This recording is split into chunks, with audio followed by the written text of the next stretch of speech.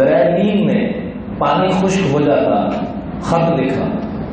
من عبداللہ عمر، اللہ کا عام بندہ عمر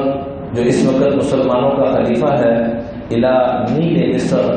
مصر کے دریا کو میں خط لکھ رہا ہوں، اما بعد، یہ ابتدا، آگے خط میں جملہ کیا لکھا، اما بعد فَإِن كُنتَ تَجْرِي مِن قِبَلِكَ، اگر تو اپنی طرف سے چل رہا ہے تو فَلَا تَجْرِي، تیری ہمیں کوئی ضرورت نہیں، تو نہ چل، اور ان کان اللہ یجریکا، اور اگر اللہ تجھے چلا رہے ہیں،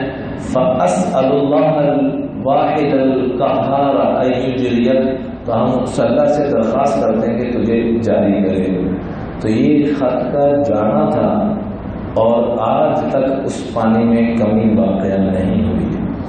جس کو شاعر نے بڑے خوبصورت انداز میں یوں کہا، زینت کے خزانے کو الماس کہتے ہیں، زینت کے خزانے کو کیا کہتے ہیں؟ الماس، قیمتی چیز، لگے طلب پانی کی اسے پیاس کہتے ہیں، لگے طلب پانی کی تو اسے پیاس کہتے ہیں، یوں تو سب کی پیاس بجھاتا ہے دریا، یوں تو سب کی پیاس بجھاتا ہے دریا، جو دریا کی پیاس بجھائے اسے عمر کہتے ہیں۔